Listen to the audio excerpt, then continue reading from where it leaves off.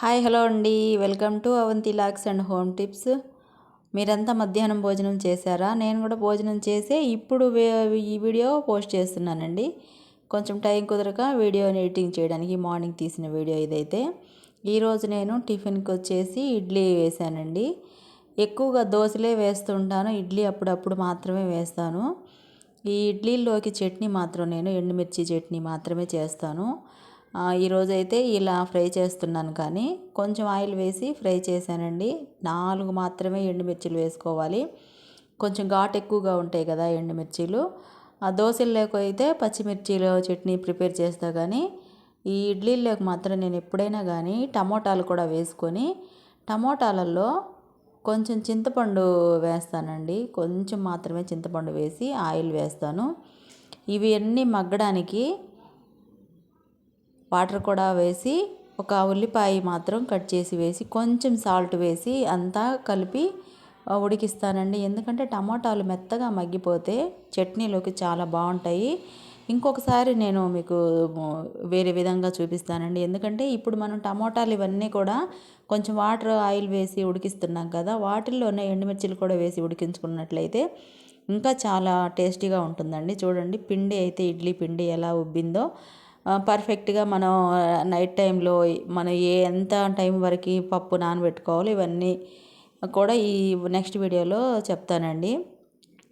ఇలా పిండిని మనం కొంచెం సాల్ట్ వేసి సాల్ట్ కరిగేదాకా కలుపుకొని ఇడ్లీ పాత్రలో మనం ఉడికించుకున్నట్లయితే ఇడ్లీలు అయితే రెడీ అయిపోతాయి. ఇవన్నీ మీకు తెలియదని కాదు, నా వీడియోల కోసం నేను తీస్తున్నానండి. ఇప్పటి వరకు మనం ఫస్ట్ స్టార్ట్ చేసింది మన ఛానల్ని కుకింగ్ ఛానల్ ద్వారాగా స్టార్ట్ చేసాము. నాకు ఫస్ట్ షార్ట్స్ తీయడం తెలియక నేను ఎక్కువగా కుకింగ్ వీడియోస్, లాంగ్ వీడియోసే చేశాను. కానీ లాంగ్ వీడియోస్ కూడా మన ఛానల్లో ఇంక నుంచి వస్తుంటాయండి. రోజుకి కనీసం ఒకటైనా కానీ లాంగ్ వీడియో పోస్ట్ చేస్తుంటాను. తప్పకుండా నా ఛానల్ని వాచ్ చేయండి. ఇంతవరకు సబ్స్క్రైబ్ చేసుకోకపోతే సబ్స్క్రైబ్ చేసుకొని మీ ఫ్రెండ్స్కి, రిలేటివ్స్కి షేర్ చేసి మీరు ఛానల్ నా వీడియో చూసేటప్పుడు ఒక లైక్ మాత్రం ఇవ్వండి. మీ సపోర్టు మీరు నాకు సపోర్ట్ చేసినట్టుగా ఉంటుందండి. ఎందుకంటే యూట్యూబ్లో ఎంతోమంది ఎన్నో విధాలుగా నెగ్గుకొస్తూ ఉన్నారు. కానీ ఇంట్లోనే ఉంటూ నేను మళ్ళీ బయటికి వెళ్ళి వర్క్ చేస్తూ ఈ శారీస్ ఇవన్నీ కూడా కష్టపడుతున్నాను. అయినా కానీ కొంచెం రీచ్ అవ్వడానికి కొంచెం ఇబ్బంది అవుతుందండి.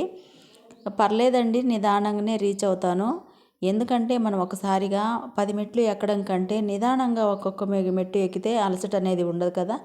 అలాగే నిదానంగానే ఒక్కొక్క మెట్టు ఎక్కొచ్చులే అని నేను ఎవరిని అప్రోచ్ అవ్వలేదు, ఎవరు హెల్ప్ తీసుకోలేదు. కొంతమంది యూట్యూబ్ ఛానల్ స్టార్ట్ చేసిన వాళ్ళు ఎవరెవరు హెల్ప్ తీసుకుంటారంట. నేనైతే ఇప్పటివరకు ఎవరు హెల్ప్ తీసుకోలేదండి.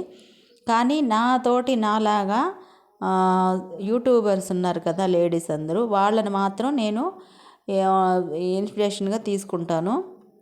ఎందుకంటే వాళ్ళు కష్టపడుతున్నారు కాబట్టి వాళ్ళు రీచ్ అయ్యారని నేను అనుకుంటానండి. ఇంతవరకు నా ఛానల్ని చూస్తున్న మీకు అందరికీ చాలా థ్యాంక్స్ అండి. మన ఇడ్లీలు కూడా ఉడికిపోయాయి, దూదుల్లాగా మెత్తగా ఉండే పర్ఫెక్ట్గా ఈ ఇడ్లీలు అయితే ఉడికిపోయాయండి.